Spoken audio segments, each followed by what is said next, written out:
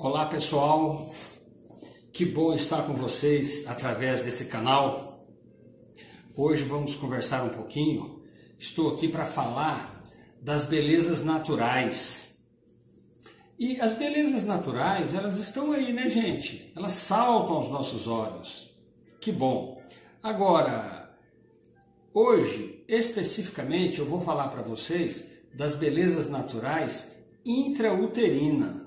Então vamos falar um pouco da vida intrauterina, principalmente assim do início da vida intrauterina. Vocês vão observar como é belo todo esse processo. Amigos, nós vamos falar um pouquinho assim do início da vida humana, mas vamos buscar falar para vocês no aspecto da ciência. A genética. A genética é aquela ciência fantástica, né? Que iniciou ali no século XVIII pelas mãos daquele grande pesquisador chamado Gregor Mendel. Então o austríaco Gregor Mendel, ele inicia as suas pesquisas e abre uma nova ciência para um novo ramo da ciência, um novo ramo da biologia, né? Isso iniciou ali meados do século XVIII e impressionante, não mais parou. A ciência só tem ganhado evolução em largos passos e mostrando mais e mais a beleza da reprodução, a beleza da procriação e o processo da vida intrauterina, que eu acho fantástico, tá? Não sou geneticista, gente. Sou médico. Meu nome é Cláudio Campos Borges, sou ginecologista, obstetra e eu atuo há mais ou menos 30 anos na assistência a mulheres gestantes e, portanto, eu tenho acompanhado assim, o milagre da vida, o belo da vida, tenho acompanhado o ciclo, né, gravídico puerperal por todos esses 30 anos aí. Tenho dado assistência a muitos casais, a muitas mulheres, nesta fase, em 4 fases importantes desse ciclo. Na fase pré-concepcional, que é muito importante antes da concepção. Na fase pré-natal, que é muito importante essa assistência aí até o momento do parto. Dado assistência ao parto e também ao período puerperal. Assim, no dia a dia do trabalho, eu tenho dedicado bastante ao resgate, à assistência ao parto, da forma mais natural possível. Nós buscamos resgatar, assim, dentro do ambiente hospitalar, estabelecer, buscar, criar condições próximas do ambiente domiciliar, para que o parto possa ocorrer da forma mais harmoniosa possível, mais natural possível. É um esforço da humanização, não é isso mesmo, gente? E o proposto para o nosso bate-papo é falar para vocês que a nova vida humana, ela inicia sempre pela concepção, também chamada fecundação ou até mesmo fertilização. Esse fenômeno, ele acontece dentro dos canais, das vias, da intimidade do aparelho reprodutor feminino. Mas antes de entrarmos nesses aspectos biológicos propriamente dito, nós precisamos de render assim um agradecimento importante àqueles cientistas que vieram primeiro. E eu vou lembrar aqui alguns, naturalmente nós não vamos poder lembrar muito da ciência nesse momento, muito dos cientistas, mas lembremos Galileu Galilei. Este homem, esse cientista, esse italiano de Pisa, olha gente, é considerado o pai da ciência moderna. Ali no século XVI, ele cria um sistema de lentes e começa então a ver mais, a ampliar, a dilatar a visão, quando ele cria o telescópio e aí passa a estudar mais os elementos do céu, os elementos, ele estuda mais o Sol, os astros, as estrelas, os satélites, ele amplia para o macro, ele dá uma... E aí, nesse mesmo período, usando essa mesma sequência aí, surge um trabalhador da ciência chamado Leeuwenhoek, e Leeuwenhoek foi um holandês que desenvolveu o primeiro microscópio. Aí sim, ele começa a ver a vida, a parte mais microscópica, mais íntima. Galileu viajando para as estrelas e para o mundo exterior. Leeuwenhoek viajando para o mundo íntimo, o mundo interior. Foi ele que pela primeira vez avaliou o sêmen humano e identificou ali corpúsculos, inúmeros corpúsculos diferentes, especiais, ativos, dinâmicos, e que foi chamado de espermatozoide. E aí a gente vai lembrando que a fecundação é o fato da união do espermatozoide, que é essa célula minúscula, que é o gameta masculino, com o óvulo, né, que é o gameta feminino. Isso acontece, como eu já falei nas vias femininas, no terço distal da tuba uterina ou da trompa de Falópio, não é isso? E, na verdade, o espermatozoide é lançado através do coito, da relação sexual, no fundo da vagina. E ele vai percorrer, então, uma distância de mais ou menos 19 a 20 centímetros. Mas como ele é microscópico, essa distância aí, para vocês terem uma ideia, corresponde para nós, para a nossa dimensão, uma distância de entre Goiânia e Palmas, no estado do Tocantins, para vocês terem uma ideia. Mas o espermatozoide, ao percorrer esse trajeto todo, ele chega no terço distal da trompa e ali encontra o óvulo, normalmente ali onde o óvulo se encontra. E aí acontece o fenômeno mágico, acontece a união das células, acontece a fecundação, acontece a concepção e a partir daí parte um novo ser. Esse novo ser sui generis, uma nova genética, um novo ser que aí vai desenrolar o seu processo de multiplicação celular. De acordo com Kate Leon Mowry foi um grande professor de medicina do Canadá, Toronto, atuou em Toronto.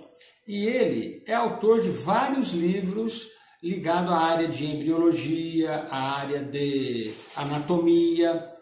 E no seu livro Embriologia Básica e também no seu livro Embriologia Clínica, ele vem explicar para a gente que a partir da fecundação, a partir desse início da vida humana aí, começa um processo fantástico de multiplicação celular. Então, da fecundação até 7 dias depois, esse período, essa semana, acontece fenômenos e mais fenômenos celulares em que a fecundação gera a célula ovo, ovo ou zigoto, e essa célula ela vai se multiplicando e forma ali um maciço celular chamado mórula. Este maciço celular chamado mórula, ele é formado ali pelo 4º dia mais ou menos, mas o 5º dia já vai formando a gastrulação e nós chamamos de blastocisto. E esse blastocisto preparado, essa unidadezinha, que é um pré-embrião, que eu já vou chamar de embrião, ele ali por volta do 7º dia, ele já vai agora acomodar, fixar, nidar no seio do útero, na parede interna do útero, no endométrio. Então, gente, da fecundação até a nidação, acontece aí uns 7 dias de muito fenômeno biológico, de muita evolução biológica, de muita vida, de muita vitalidade, reprodução, multiplicação celular. Mais de 200 milhões de espermatozoides começam sua corrida em busca do óvulo. Milhares de espermatozoides morrem no caminho, uma vez que o ambiente vaginal é ácido e as células de defesas prontas para eliminarem os invasores. No entanto, outros milhares de sobreviventes continuam juntos, lutando contra as barreiras para alcançarem o óvulo. Os espermatozoides são atraídos por substâncias químicas liberadas pelo óvulo e nadam em busca dele. Substâncias do sêmen estimulam as contrações da musculatura do útero, que juntamente com os movimentos dos flagelos levam os espermatozoides até a tuba uterina. Ao encostar nas camadas mais externas do óvulo, acontece uma reação no acrossomo dos espermatozoides, liberando enzimas digestivas que ajudam a dispersar as células foliculares, facilitando sua penetração no óvulo. Quando o primeiro espermatozoide atinge a membrana vitelínica mais interna, impede a entrada de outros. Inicia-se o fenômeno chamado fertilização. O DNA masculino é então liberado dentro do gameta feminino e uma nova vida tem seu início. Começa o processo de divisão celular. Essas segmentações ou clivagens do zigoto marcam o início do desenvolvimento embrionário. A primeira clivagem ou divisão celular ocorre cerca de 24 horas após a fertilização. Esse processo todo ocorre ainda dentro da trompa. A trompa em movimento de contração e auxiliada pelos cílios tubários vão encaminhando o óvulo fecundado até o útero, onde terá início a implantação do embrião. Quando chega a um estágio chamado blastocisto, o embrião poderá se implantar na parede uterina. Quando o embrião atinge o útero, é produzido um hormônio chamado hormônio gonadotrofina coriônica, o famoso HCG. É esse hormônio que induz o ovário a produzir estrogênio e progesterona. E aí, com 7 dias, mais ou menos, 7º, 8º, pode acontecer no 6º, acontece o fenômeno mágico da nidação, da fixação desse concepto no útero, e aí é aquele desenvolvimento que vai caminhando até os 9 meses, quando esse novo ser ele se apresenta aí ao mundo extrauterino, ele está no cenário do mundo extrauterino. Aí ele é contado como um membro da família humana, porque aí ele vai receber um nome, aí ele vai receber um registro em cartório. Opa! Na verdade, meus amigos, é claro que esse novo membro da família humana, ele tem uma longa história de 9 meses, uma longa e bela história de 9 meses, que iniciou na concepção, e na verdade isso hoje é muito... Essa fase da vida intrauterina é muito conhecida pelo cientista, pelo mundo científico, sim, mas é muito conhecida pela população geral, porque agora nós temos uma janela que permite mostrar a vida intrauterina com toda a sua dinâmica.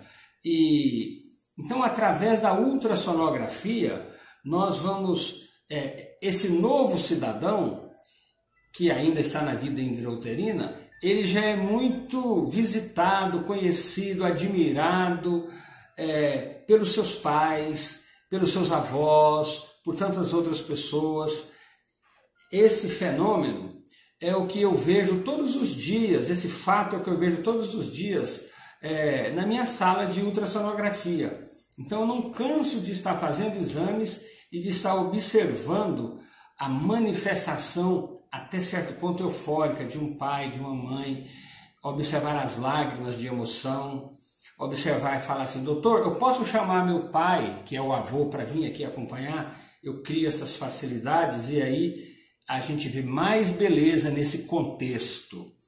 Gente, com 6 semanas de idade gestacional, que na verdade são 4 semanas de desenvolvimento embrionário, a gente já encontra aí esse novo ser com meio centímetro, com 5 milímetros, e aí, entre 6 e 7 semanas de idade gestacional, que na verdade é entre 4 e 5 semanas de desenvolvimento embrionário, inicia-se o batimento cardiofetal.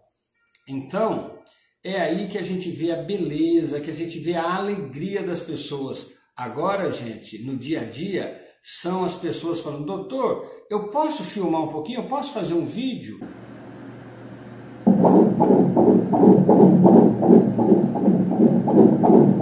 Perfeito, hein? Não está excelente?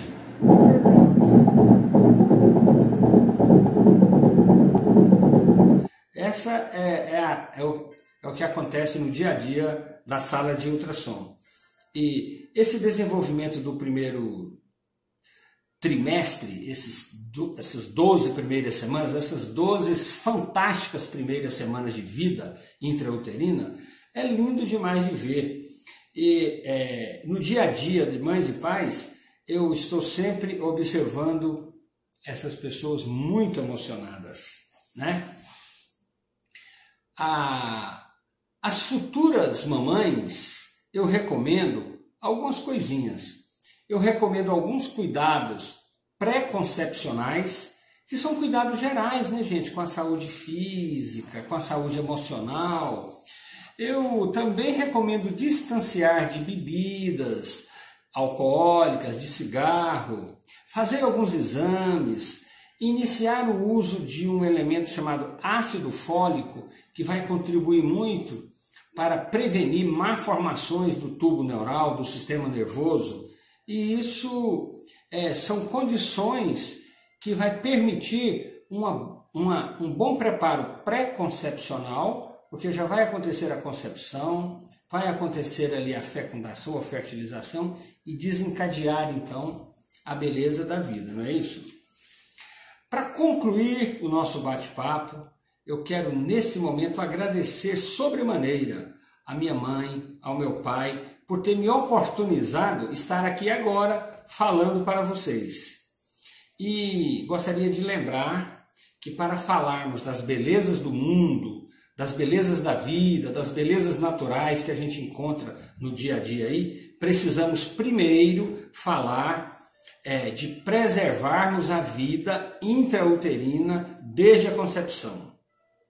Muito obrigado, muita paz.